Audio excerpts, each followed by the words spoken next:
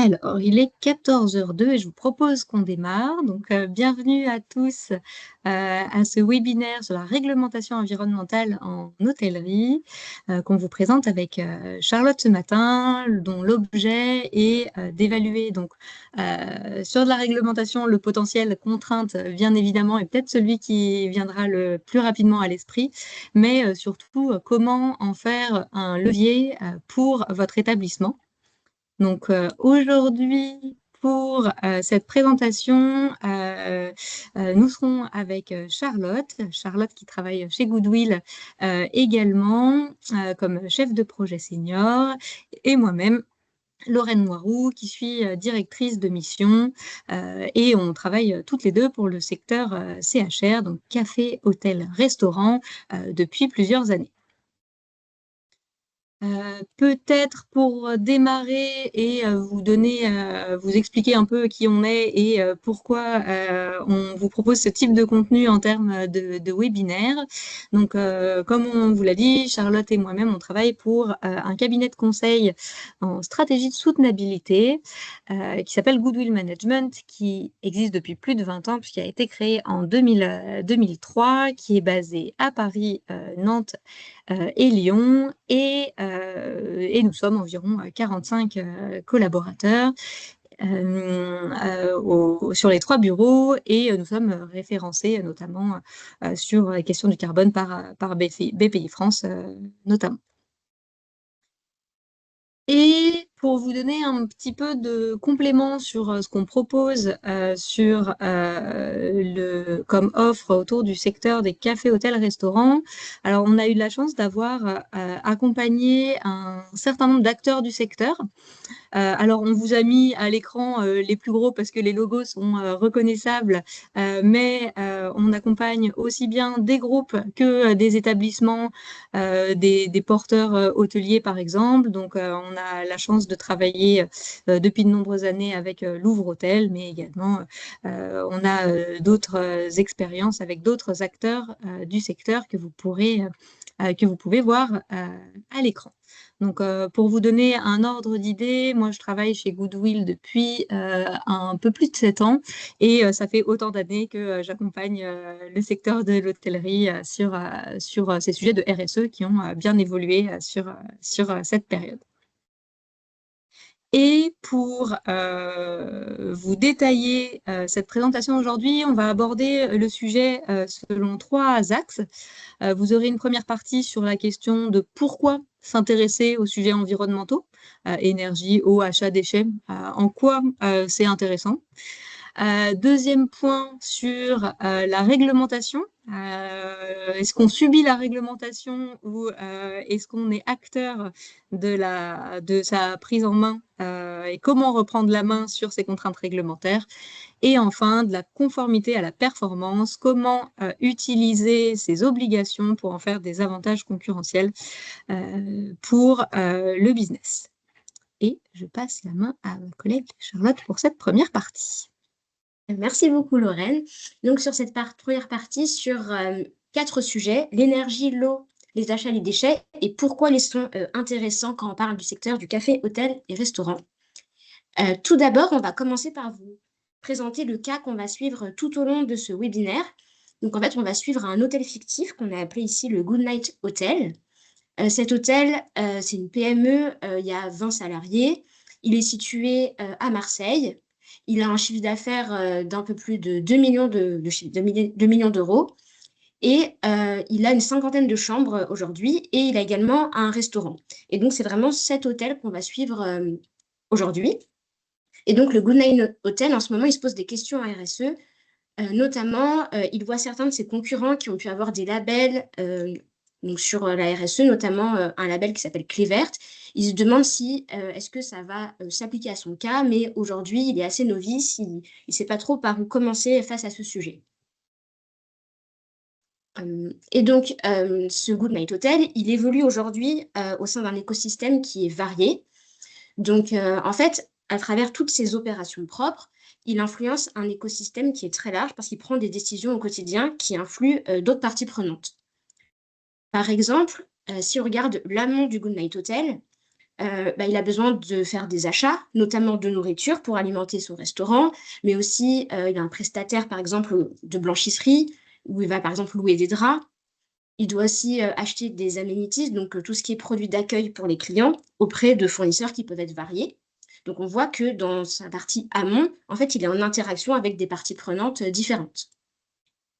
Au niveau de ses opérations propres, il doit évidemment gérer tout le bâtiment du Goodnight Hotel. Il doit aussi, on va dire, bien réaliser la restauration de ses clients, leur hébergement. Et il est également composé de différentes fonctions support. Donc, il y a par exemple un service RH, tout ce qui est relations clients et l'ensemble de ses salariés.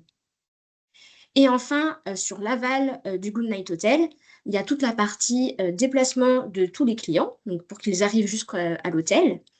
Et également toute une partie de gestion en fait des déchets et des eaux usées de l'hôtel. Donc là encore, où le Goodnight Hotel, il fait appel à des prestataires spécialisés pour gérer l'eau et les déchets. Donc on voit là qu'en fait l'hôtel, il n'est pas tout seul, mais qu'il évolue dans un écosystème multiple et qu'il faut bien prendre en compte tout cet écosystème au quotidien lorsqu'on fait de la RSE. Si Lorraine, tu peux avancer.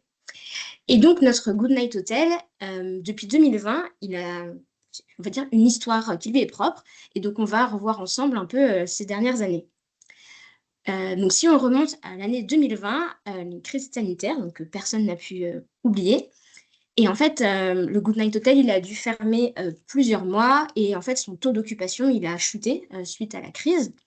Et donc là, toute la direction de l'hôtel a cherché un peu à optimiser les charges, essayer même de renforcer un peu sa résilience pour, en fait, pour survivre et rester rentable. Notre Goodnight Hotel a survécu. L'année 2021 se passe sans encombre, mais en 2022, une crise énergétique est survenue qui a impliqué que toutes les factures donc d'électricité et de gaz ont vraiment augmenté de manière significative. Et en fait, toutes les charges du Goodnight Hotel sont devenues imprévisibles.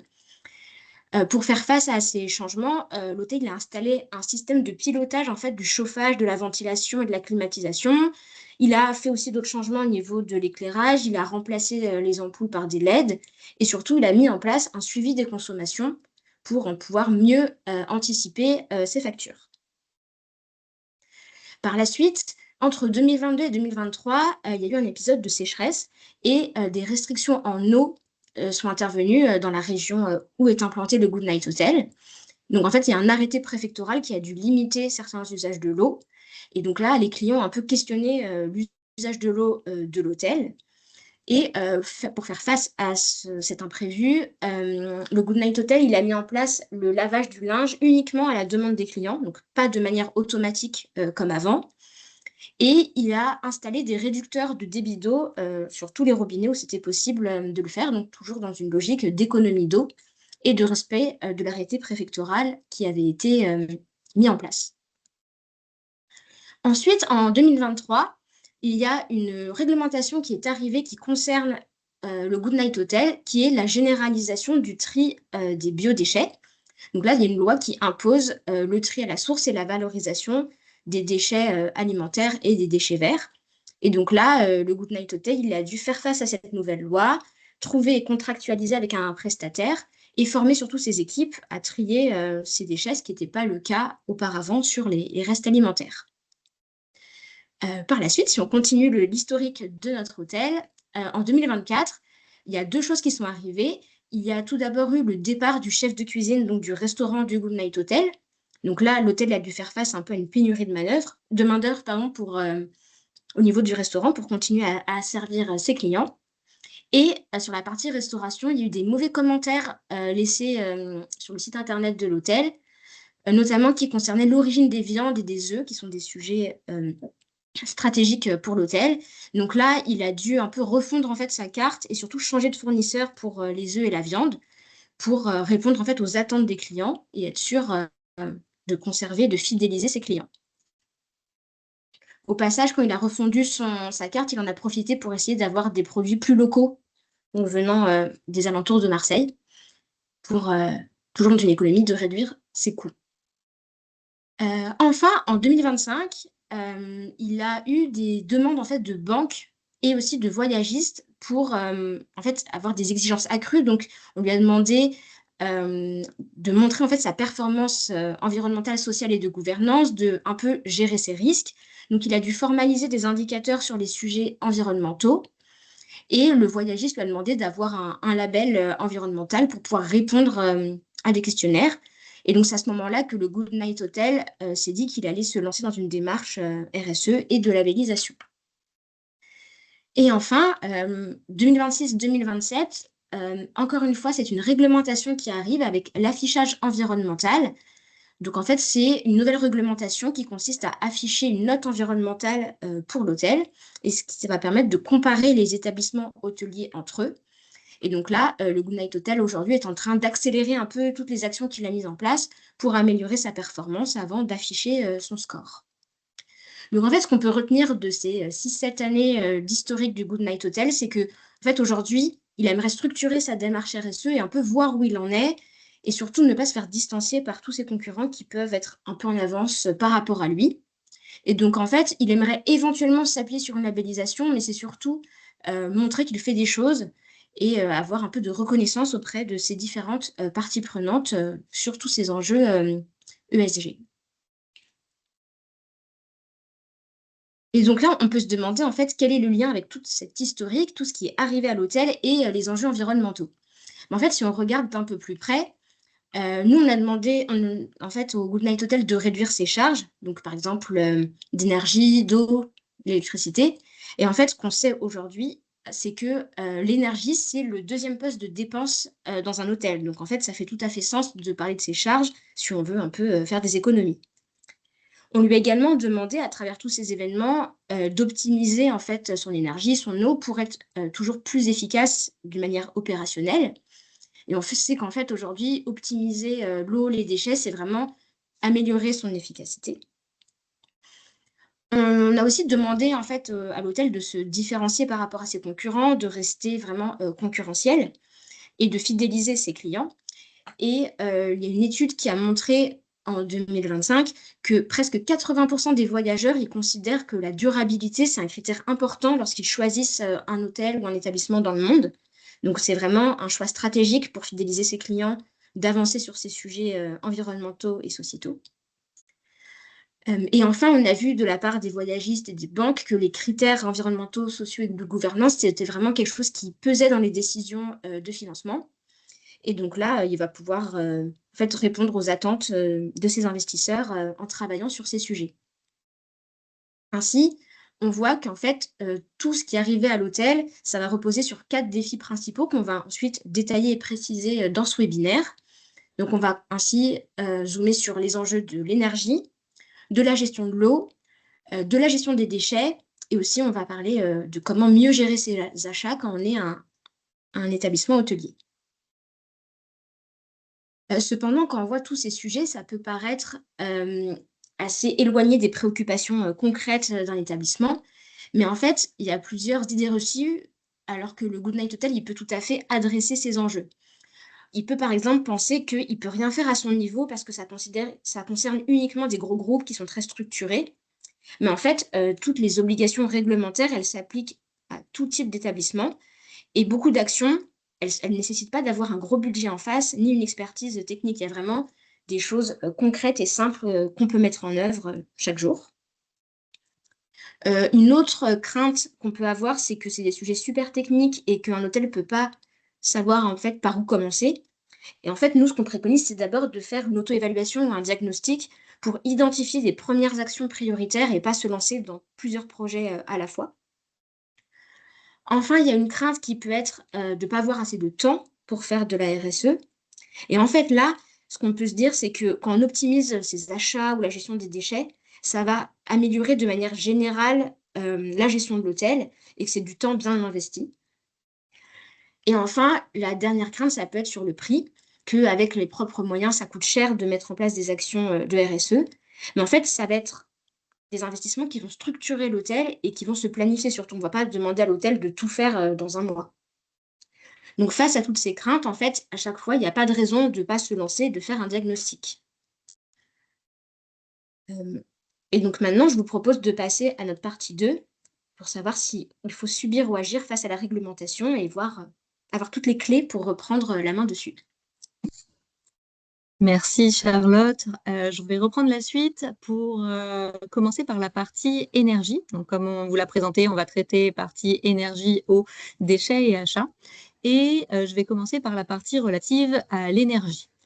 Alors, pour vous donner quelques ordres de grandeur, mon Goodnight Hotel, il a une consommation énergétique qui est proche de la consommation hôtelière moyenne. Selon les chiffres de l'ADEME, ça fait 240 kWh par mètre carré par an en moyenne, ce qui en fait un hôtel avec un DPE de classe D environ. Et il est un peu au-dessus des 1000 mètres carrés, il est entre 1000 et 1500 mètres carrés, disons. Donc, ce qui lui fait une consommation globale entre 300 000 350 000 kWh par an. Je continue avec mes chiffres, mais promis, je vais bientôt m'arrêter avec la partie chiffrée. Donc, cette consommation qui est plutôt moyenne. Charlotte disait que c'était un poste de charge important, mais on ne se rend pas toujours compte. Pour mon hôtel d'une cinquantaine de chambres, on est autour de 30 000 € par an de charges énergétiques, tout compris.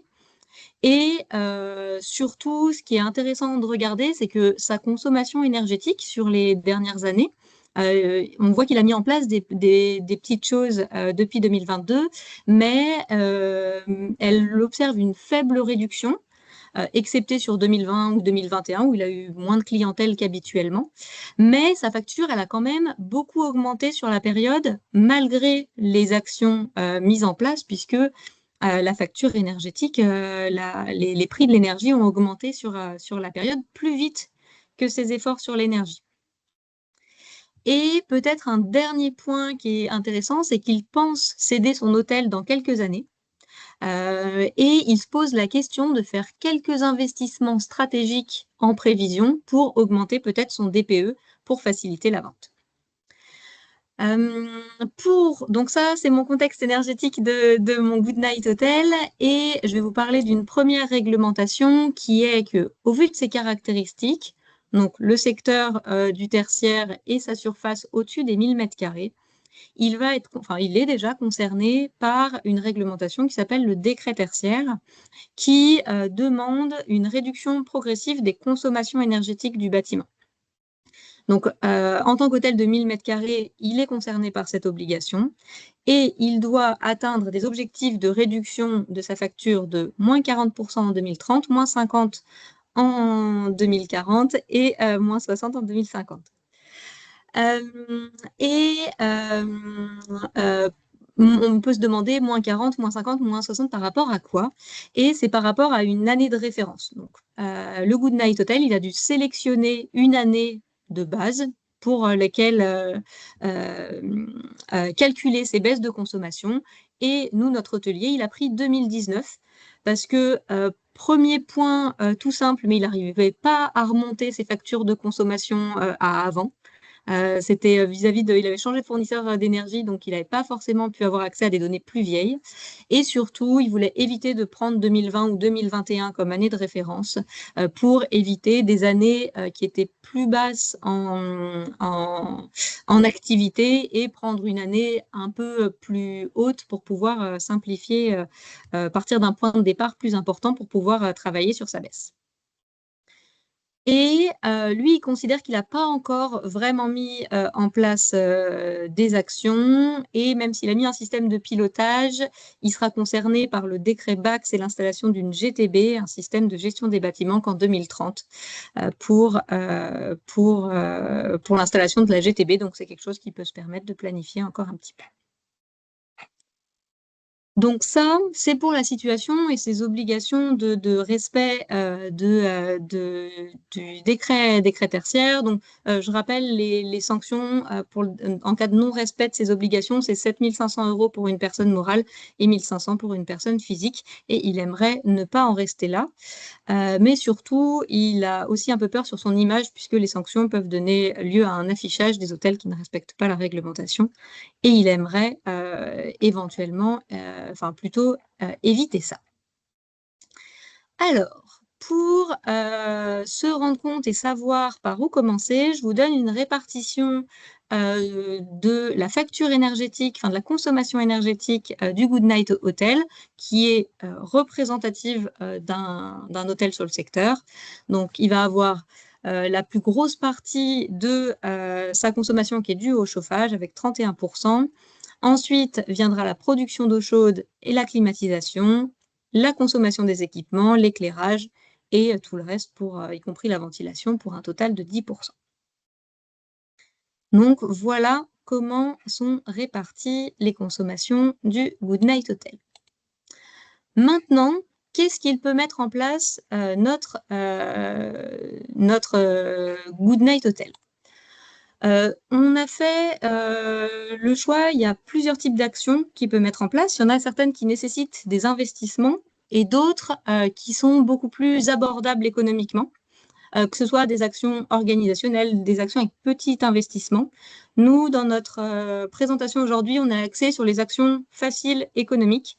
Je ne vais pas forcément vous parler de gros travaux qui seraient l'objet d'une autre présentation, qui donnerait le droit à des aides, des subventions qui se planifient plus. On va travailler sur les actions concrètes que le Goodnight Hotel pourrait mettre en place. Une première idée, ce serait de baisser la température de chauffage de 1 degré, ce qui permettrait 7% d'économie sur la consommation. Et éventuellement, on peut même aller plus loin et réfléchir cette action de façon un petit peu différente, un petit peu plus poussée, parce qu'on sait qu'il a mis en place un certain système de pilotage.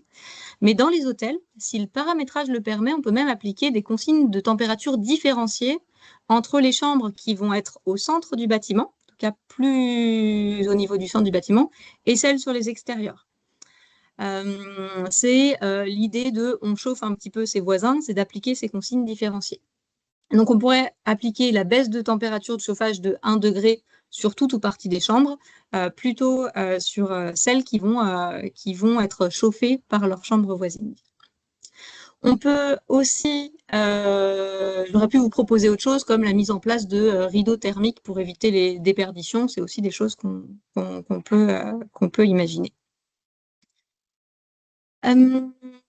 Autre action, donc installer des économiseurs d'eau, des aérateurs, ce qui s'appelle des mousseurs aussi, sous un autre nom, sur les robinets et les douches.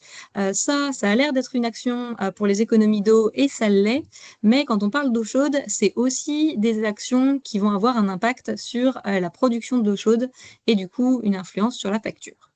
Là aussi, on reste sur des actions qui sont plutôt économiques. Ensuite, on va avoir une action sur la question de régler la température de climatisation à 26 degrés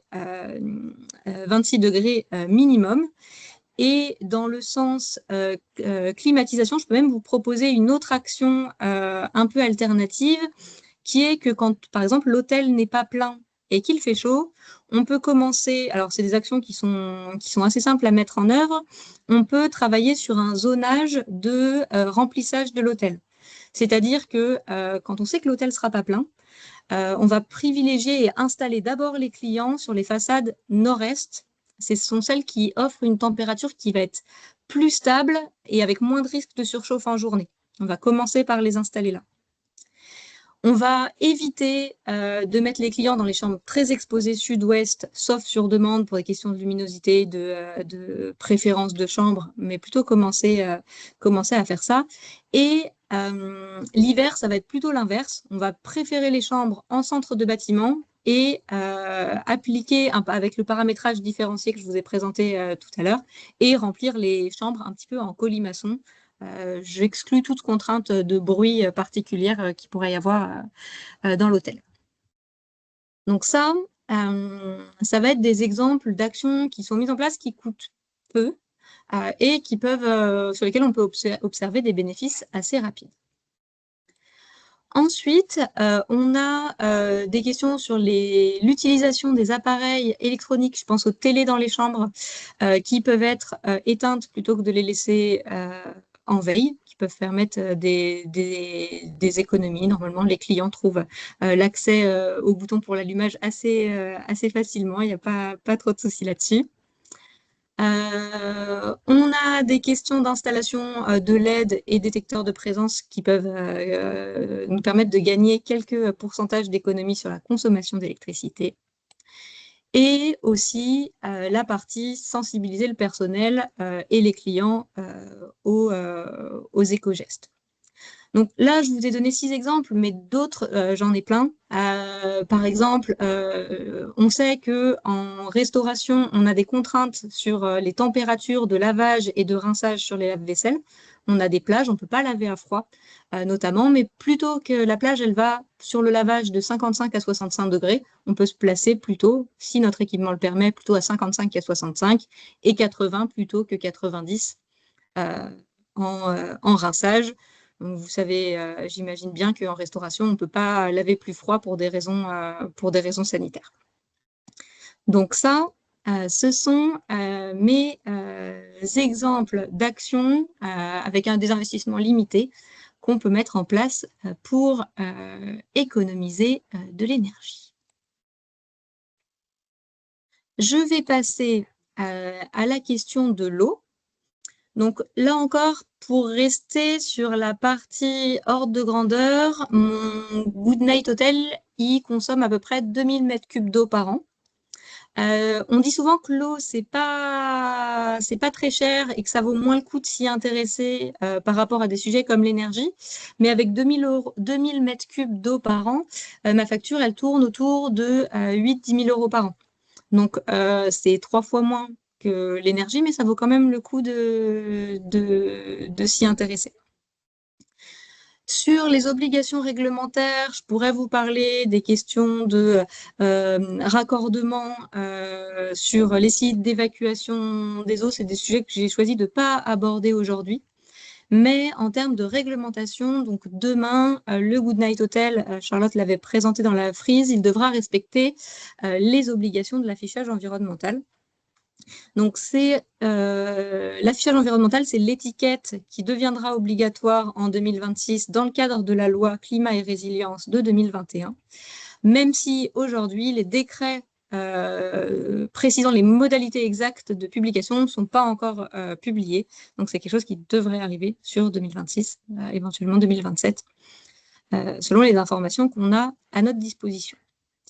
Mais sur ce point-là, le volet économique est intéressant, mais aussi le Goodnight Hotel, il préférait se préparer un petit peu pour éviter d'avoir un E demain sur la question de la consommation d'eau. Donc, il souhaiterait mettre en place un certain nombre d'actions. Pour la question de la consommation d'eau sur le Goodnight Hotel, là encore, le Goodnight Hotel étant un hôtel parfaitement aligné avec les moyennes de son secteur, la majorité de la consommation de l'eau va venir des chambres, douche, robinet, WC essentiellement. Il va avoir, étant donné qu'il a un restaurant qui ne fait pas que le petit déjeuner, mais qui couvre aussi le déjeuner et le dîner, il va avoir de la consommation d'eau pour les cuisines et les restaurants. Une partie sur les espaces communs, qui peut aller jusqu'à 15 à 20%. Pourquoi ça semble si haut? C'est parce qu'on a aussi tout ce qui est eau pour le ménage qui est compté dans la consommation d'eau des espaces communs en général. Enfin, la blanchisserie, alors là, ça peut varier. Nous, sur notre Goodnight Hotel, on a fait le choix d'un hôtel qui externalise sa blanchisserie. On trouve les deux modèles peuvent être observés avec pas les mêmes conséquences sur la facture d'énergie et sur la facture d'eau et pas la même conséquence sur la facture du paiement d'un prestataire. On peut avoir un peu de consommation d'eau pour l'arrosage des espaces extérieurs et éventuellement, si piscine, un peu de consommation d'eau pour l'entretien et les légers remplissages de piscine qui peuvent être possibles. Même exercice, quelles actions peut mettre en place notre Goodnight Hotel sur la gestion de l'eau? Alors, ça a l'air peut-être très très bête, mais c'est inspiré de faits réels. Donc, je peux affirmer que pas tant, mais le premier point, c'est détecter les fuites d'eau. Je pense que vous savez qu'en France, on a des questions de réseaux qui contiennent un certain nombre de fuites et l'établissement est responsable de son réseau à partir du compteur individuel. Donc, au-delà, c'est la commune ou la communauté de communes, selon la répartition des compétences, qui va être responsable du réseau. Mais dès qu'on dépasse le premier compteur, celui qui va vous permettre de compter votre eau, vous êtes sur la responsabilité d'entretenir cette partie-là du réseau. Donc, ce n'est pas que vos robinets à l'intérieur de l'établissement, mais le réseau qui va aller jusqu'au premier compteur. Donc, détecter les fuites d'eau en termes d'action simple et efficace à vérifier, je pense que c'est peut-être ce qu'on fait de mieux. Sur une période de faible activité ou pas d'activité, on relève le compteur avant de passer la nuit. On va relever le compteur quelques heures après et on voit si on apparaît des écarts. C'est suffisant pour détecter les fuites et ça peut aller très très vite. Je parle en connaissance de cause. Donc ça, facile et efficace. Action qu'on a déjà vue sur le volet énergétique, l'installation des réducteurs, des mousseurs, des aérateurs sur les robinets et pommeaux de douche. C'est aussi une action qui va avoir de l'impact sur la consommation d'eau. Autre action qui est intéressante, vous connaissez sûrement le fonctionnement des toilettes avec des doubles chasses. Il y a des choses qui sont aussi simples à mettre en place, qui s'appellent des éco-plaquettes ou des stop-eau, qui sont des dispositifs qui permettent de réduire le volume de la cuve, qui sont un peu plus simples d'installation que des chasses doubles et qui peuvent permettre de réaliser des économies facilement sur la question de l'eau dans les toilettes. Sur la blanchisserie, que ce soit fait donc si c'est fait en externe, vous ne verrez pas le résultat sur votre facture d'eau et ça va dépendre de la manière dont est défini votre contrat avec votre prestataire de blanchisserie. Mais réduire la quantité des linges de lit et de toilettes à laver, ça peut permettre de réaliser quelques économies. Et aujourd'hui, c'est quelque chose qui est plutôt bien compris des clients, que ce soit avec une contrepartie financière ou juste en expliquant le sujet. C'est des choses qu'on voit et qui fonctionnent bien dans l'hôtellerie. Sur l'arrosage des espaces verts, je pourrais vous en citer plusieurs, que ce soit le choix des plantes peu gourmandes en eau qu'on pourrait avoir. C'est intéressant comme notre hôtel, il est dans le sud de la France, mais aussi l'installation d'une cuve de récupération d'eau de pluie pour l'arrosage et l'usage extérieur. Et je vous en ai mis quand même une troisième qui est le choix des techniques d'arrosage. Avec des gouttes à gouttes, on fait beaucoup plus d'économies qu'en arrosage direct. Ça, c'est quand même aussi des choses qui sont plutôt connues. Le paillage fonctionne aussi, c'est une technique qui fonctionne bien. Et en cas de piscine, de façon assez surprenante, la couverture de la piscine permet d'économiser. Alors, on voyait que c'était un petit poste de consommation d'eau dans les hôtels en général, mais ça peut permettre d'éviter de perte d'eau par évaporation, surtout dans les moments où il va faire très chaud l'été. Donc, voici les actions sur l'eau et je passe la main à Charlotte pour les actions sur les déchets. Merci Lorraine. Et donc, si on continue maintenant sur la question des déchets, le Goodnight Hotel, comme tout hôtel, il va générer des déchets. Et de générer des déchets, ça va avoir un coût pour lui. Et donc, il faut premièrement qu'il respecte la loi et qu'il essaye de réduire au maximum ces quantités de déchets pour payer moins cher pour leur traitement. Donc, en termes de réglementation, il y a la loi GEC, donc qui est la loi anti-gaspillage pour une économie circulaire, qui va demander plusieurs choses au Goodnight Hotel, notamment de réduire ses déchets et d'arrêter en fait d'utiliser du plastique à usage unique. En matière de réglementation, notre Goodnight Hotel, il va déjà devoir respecter le décret 8-9 Donc en fait, il va devoir trier et surtout collecter séparément un certain nombre de flux de déchets. Parmi eux, il y a tout ce qui est papier, carton, métal, plastique, verre, bois, textile, plâtre, fraction minérale et tout ce qui est biodéchets, donc restes alimentaires et déchets verts. Ça, c'est une première chose. Il va également devoir stocker et valoriser à part tous ces biodéchets. Donc après, il peut soit les composter, soit les envoyer en méthanisation. Donc compostage, ça peut être sur place ou avec un prestataire. Et la troisième chose qu'il doit respecter, c'est de réduire en fait les plastiques à usage unique pour atteindre 0 plastique à usage unique en 2040. Donc, par exemple, ça concerne les bouteilles d'eau qu'il peut avoir, mettre à disposition des clients, par exemple, les petits savons qui peuvent être mis à disposition des clients. Il devra s'engager à ne plus avoir de plastique à usage unique là-dessus. Ce qu'on conseille également pour notre hôtel en matière de gestion des déchets, c'est de limiter tout ce qui est achat de produits jetables et surtout d'impliquer ses collaborateurs dans la démarche parce que c'est beaucoup mieux accepté au sein des équipes quand tout le monde se sent impliqué dans la démarche. Si on regarde un peu plus en détail les différents déchets qui sont produits par notre Goodnight Hotel, donc qui a évidemment une génération de déchets représentative des hôtels, la première chose qu'il va générer, ce sont des déchets alimentaires, donc notamment liés au restaurant, et aussi des huiles alimentaires, donc liées à la préparation des repas. Ça représente environ 60% des déchets. Ensuite, il va avoir tout ce qui est emballage, donc les cartons, le verre, le papier et le plastique. Ensuite viendra une catégorie autre, où en fait, il y a un peu genre les gobelets jetables qui peuvent être utilisés s'il y a une fontaine à eau, tout ce qui est un peu textile. Ensuite, on va avoir quelques ampoules, des restes d'ampoules ou des piles, qui sont des déchets dangereux, donc à ne pas mélanger avec les autres déchets. Des déchets verts. Ça, ce pourcentage, il peut évoluer selon si les espaces verts de notre hôtel sont importants ou pas. Et enfin, de manière plus anecdotique, des encombrants. Donc, si tout d'un coup, il veut changer du mobilier ou des déchets un peu exceptionnels, ça arrivera en dernier. Et donc, face à l'ensemble de ces déchets, l'hôtel, il va pouvoir mettre en place des actions, pas forcément compliquées, pour réduire ces déchets. Tout d'abord, une première action qu'il peut mettre en place, c'est de limiter en fait le gaspillage alimentaire.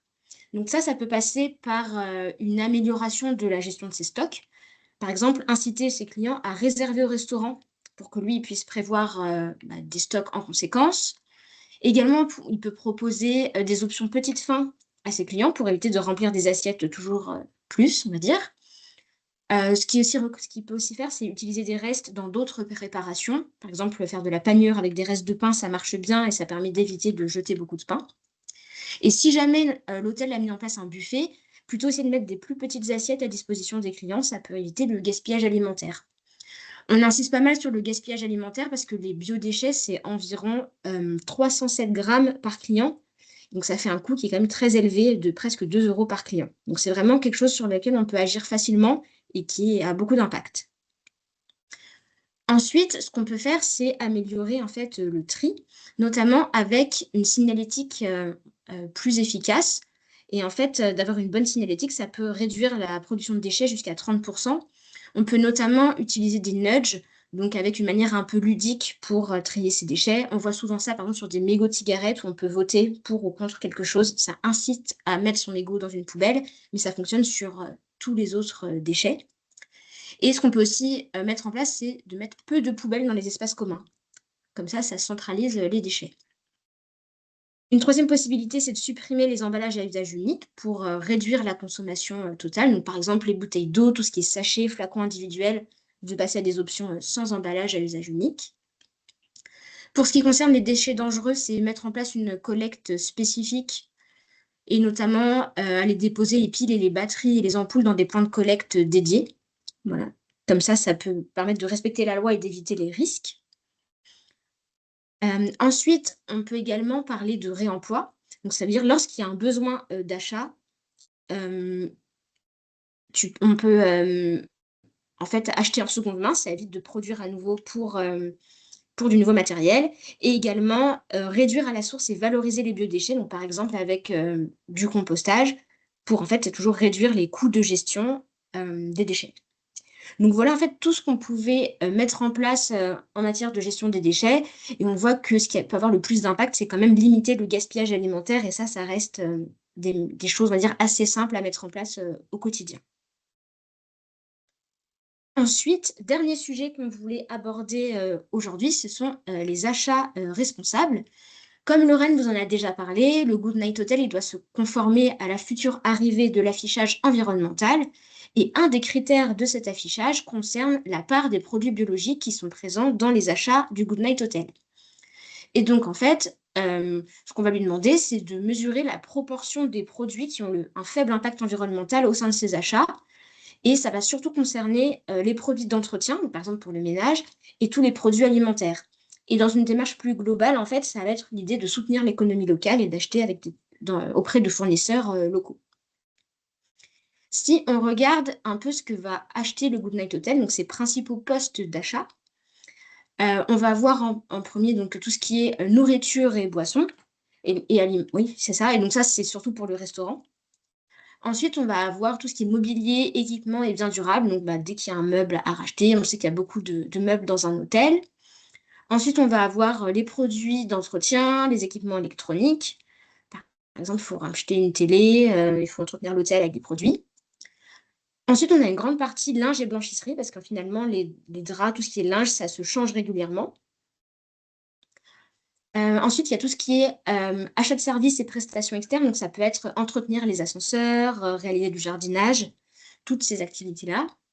Et enfin, tout ce qui est consommable non alimentaire. Donc, ça peut être tout ce qui va servir à l'hôtel, papier, stylo, tout ce qui est assiette, les petits équipements de chambre aussi, comme des bouilloires ou du matériel de sécurité.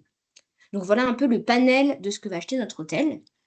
Et au niveau des actions qu'il va pouvoir mettre en place, il y a tout d'abord essayer de limiter ses références et en fait d'acheter souvent au même fournisseur pour avoir des relations de long terme, ce qui peut permettre d'avoir des prix plus intéressants et de pouvoir négocier. Et c'est toujours plus agréable dans une relation de bien connaître ses fournisseurs.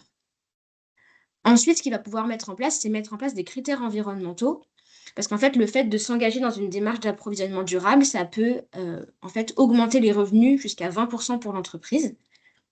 Donc, c'est dire, si le produit vient de très loin, par exemple, et qu'il dépasse certaines émissions de carbone, je préfère ne pas... Enfin, ça compte en tout cas comme un critère pour choisir un fournisseur.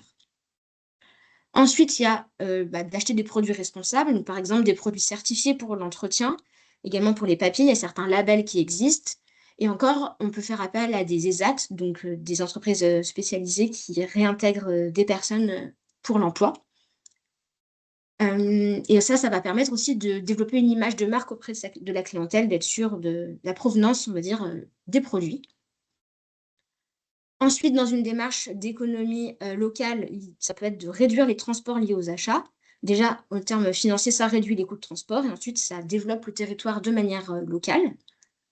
Donc ça, c'est toujours intéressant de privilégier des fournisseurs qui sont à côté, donc dans notre cas de Marseille, pour le Goodnight Hotel. Ensuite, une autre idée, ça peut être de choisir des équipements performants. Donc, ça peut être, par exemple, pour la bureautique ou tout ce qui est sèche-main ou électroménager, d'aller, en fait, uniquement quand il faut changer notre équipement, d'aller voir les classes énergétiques des appareils et de choisir celles qui ont les meilleures performances. Il faut savoir que ça a quand même un impact assez important parce que ça peut réduire la consommation énergétique de 50 à 80% sur les gros appareils électriques. Donc ça, c'est quelque chose voilà, assez simple à faire et qui a un fort impact.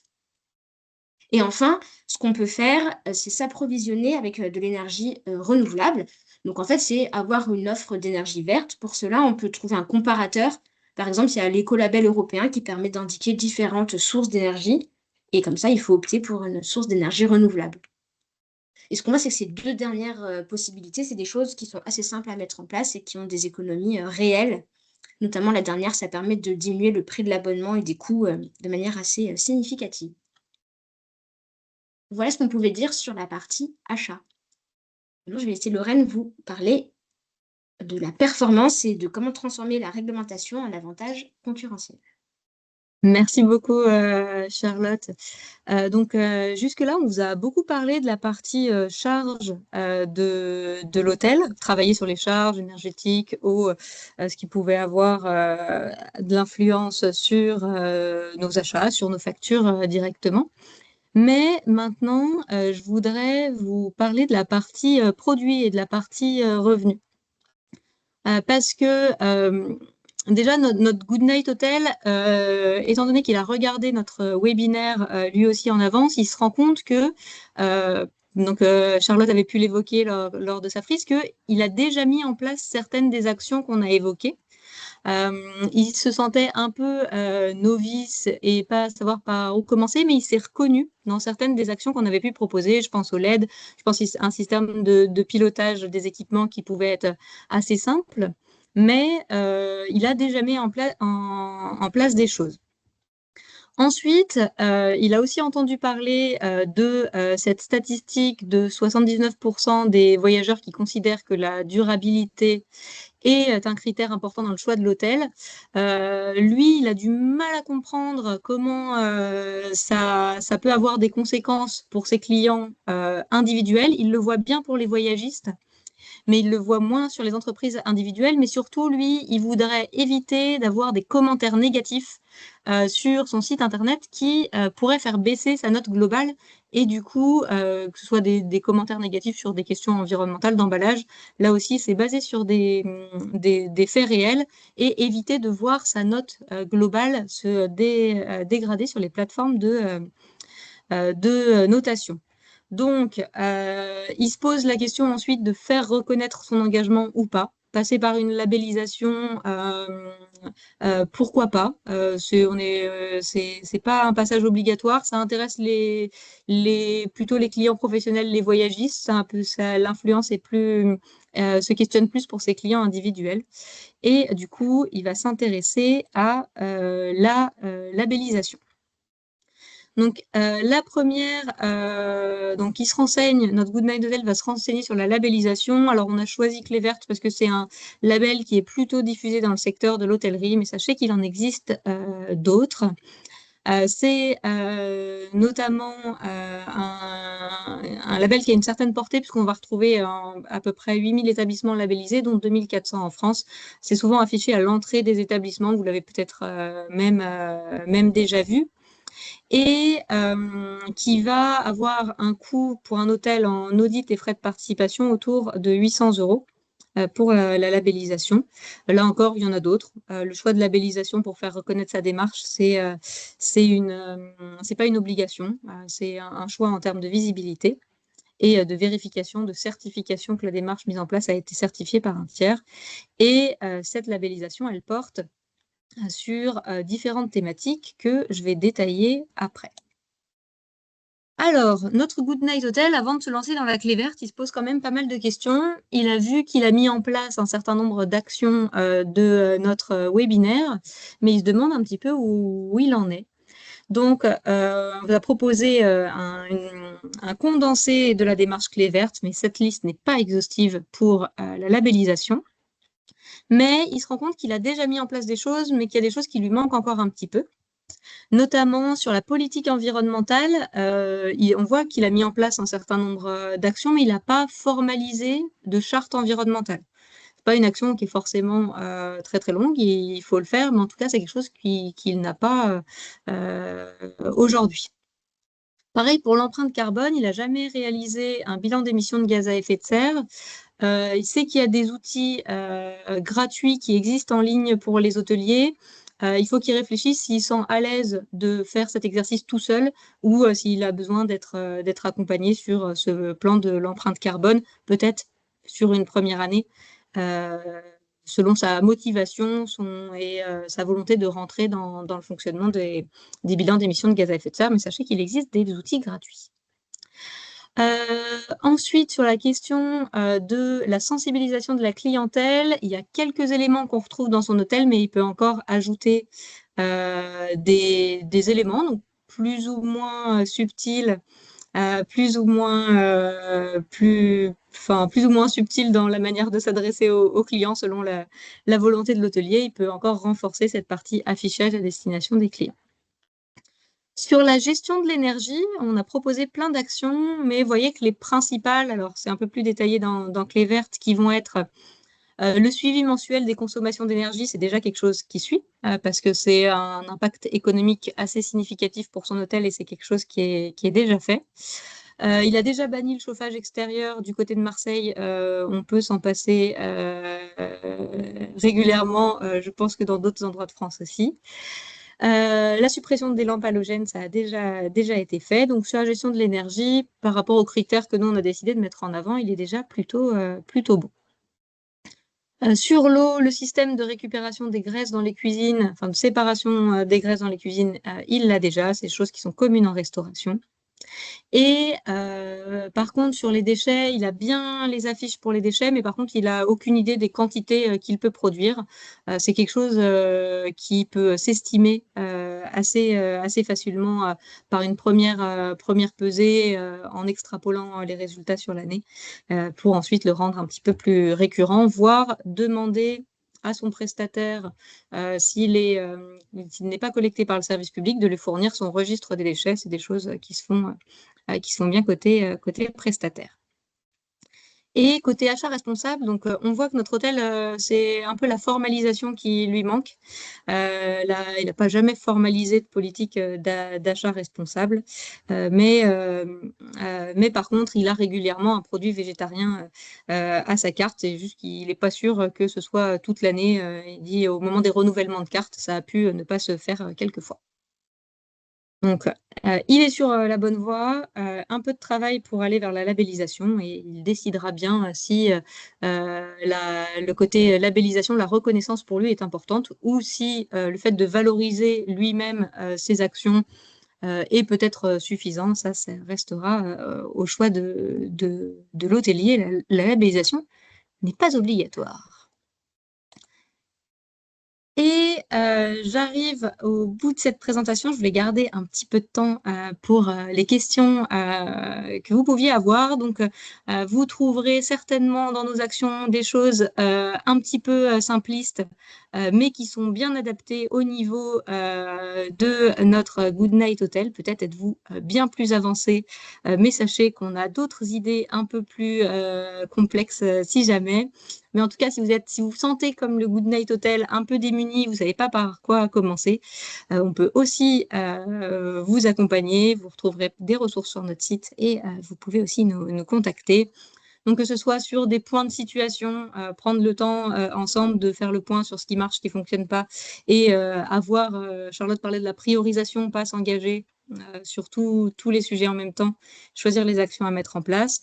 Sur de la conformité réglementaire, juste faire le point, est-ce que j'y suis pas? Ça a beaucoup bougé entre 2020 et 2022. Donc aujourd'hui, la tolérance vis-à-vis du respect de cette réglementation, c'est quelque chose qu'on a quand même bien dépassé. On ne peut plus considérer que c'est nouveau. On est sur cette phase de maturité en termes de réglementation qu'il s'agit de respecter.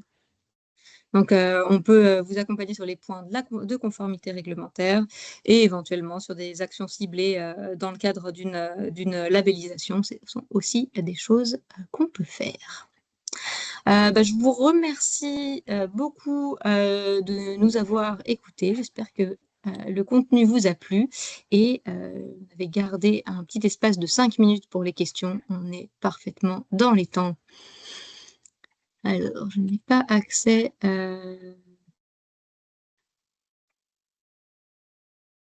aux questions, mais je vous invite à les noter dans le chat. J'ai l'impression que Charlotte et Émilie, pendant que je parlais, ont déjà répondu à certaines questions. C'est ça.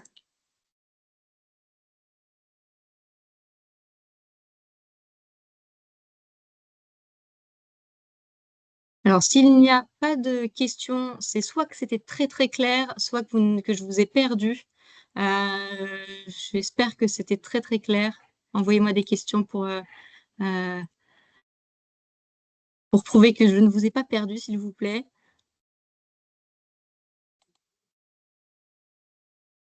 Terrible, on n'a plus personne sur ce webinaire.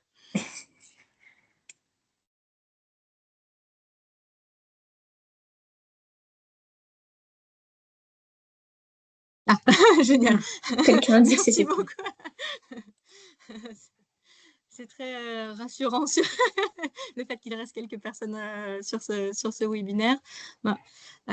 Effectivement, on fera parvenir le replay si jamais il y a des points que vous voulez approfondir. On vous mettra aussi le lien vers quelques ressources qu'on a pu publier sur ce secteur, parce que c'est un secteur qui nous plaît beaucoup avec Charlotte. Et du coup, il ne me reste plus qu'à vous souhaiter un très bon après-midi et peut-être à bientôt pour un de nos prochains webinaires que seront le 26 mars le sujet de la CSRD après Omnibus, qui sera co-présenté par Goodwill Management et la SACVEL. Et le jeudi 9 avril, par Goodwill Cabinet Bourris, cette fois-ci, sur la question de la robustesse et de la soutenabilité de l'entreprise.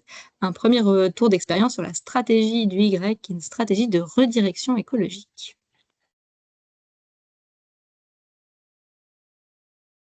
Eh bien, il ne me reste plus qu'à vous souhaiter un très bon après-midi et peut-être à une prochaine fois sur un prochain webinaire.